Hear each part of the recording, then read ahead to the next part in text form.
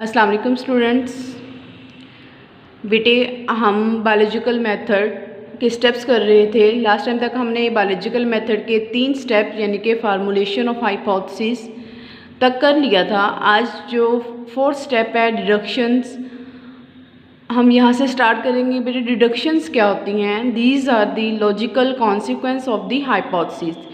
Deduction के अंदर हमने जो हाइपोथेसिस एक जो टेंटेटिव एक्सप्लेनेशन यानी कि जो अंदाज़न एक बात की होती है, हमने उसके पीछे अपनी लॉजिक्स जो हैं वो बतानी होती हैं, आर्गूमेंट्स देने होते हैं कि आया हम बात जो कर रहे हैं वो ट्रू है या फिर नहीं, और अगर वो बात ठीक है तो हमें उसकी कोई ना कोई लॉजिक पेश करके उसको आर्गूमेंट देकर उसको सही साबित करना होता है।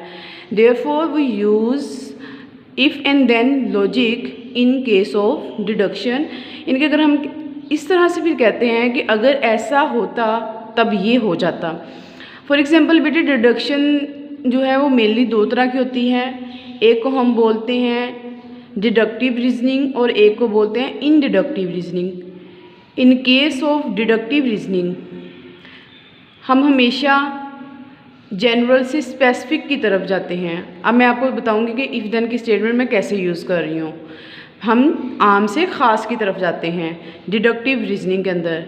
For example if we say that all birds have wings and sparrow is a bird then it also have wings. अब देखें, इफ़ से मैंने स्टार्ट की कि मैंने कहा कि अगर तमाम परिंदों के पर हैं और चिड़िया भी एक परिंदा है देन तब उसके भी पर होंगे। तो हम इस तरह से डिडक्शंस के अंदर इफ़ देन जो एक लॉजिक है उसको यूज़ करते हैं। उसके बाद बेटे नेक्स्ट स्टेप जो है एक्सपेरिमेंटेशन। अब हमने जो हाइपोथेसिस कंस्ट्रक्ट किया था उसके बारे में जो रीजंस दी थी उसको ट्रू साबित करने के लिए हम क्या करेंगे, उस एक्सपेरिमेंटेशन करेंगे। Biologist perform experiments to see if a hypothesis is true और नॉट। यानी कि बायोलॉजिस्ट डिफरेंट किस्म के एक्सपेरिमेंटेशन करते हैं ये चेक आउट करने के लिए कि आया हाइपोथेसिस दुरुस्त है या नहीं। The deduction which are drawn from the hypothesis. अब वो डिडक्शन जो कि हमने ड्रा की, हमने अखज़ की, निकाली हाइपोथेसिस से, are subjected to rigorous testing. उस पर सख्त किस्म की टेस्टिंग की जाती है।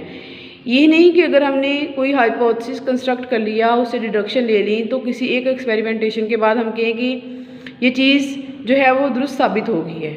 उसको all over the world different laboratories के अंदर टेस्टिंग की जाती है और हर इंसान, हर जो बायोलॉजिस्ट है अपने रूल एंड रेगुलेशन उस पर अप्लाई करता है। इसके बावजूद अगर वो तमाम टेस्टिंग के रिजल्ट्स एक जैसे आएँ देन कह सकते हैं कि हाइपोथेसिस ट्रू है। इनका correct hypothesis reject and one which proof is accepted. ठीक है, जो इनकरेक्ट होगा जिसके रिजल्ट्स जो हैं एक्सपेरिमेंटेशन के बाद हाइपोथेसिस के बराबर नहीं आएंगे, हमारी कहीं भी बात के मुताबिक नहीं होंगे, तो वो रिजेक्ट कर दी जाएगी और बाकी को जो प्रूव हो जाएगी उसको एक्सेप्ट कर लिया जाएगा। देन समराइजेशन ऑफ रिजल्ट्स, यानी कि एक्सपेरिमेंटेशन के एंड पे जो हमें रिजल्ट मिले थे उनको समराइज करना, उनको समअप करना, समेटना है। Data from each group are average and compared statistically.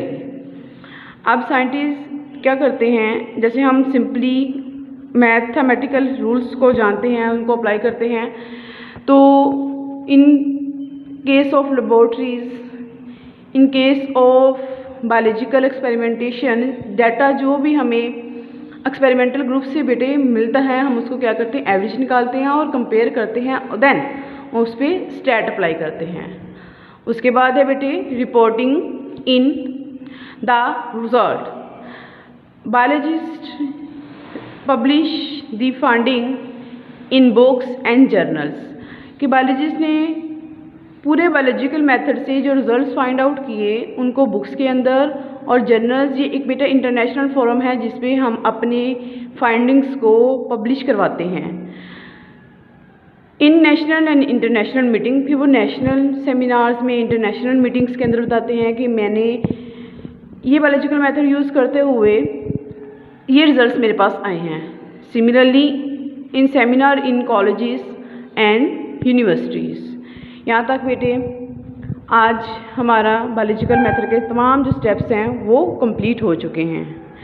आप लोगों ने बुक से कुछ नहीं करना, जस्ट जो डेफिनेशंस आपको बताई गई हैं लेक्चर के अंदर, आपने इसी को अच्छी तरीके से कर लेना है। Thank you so much.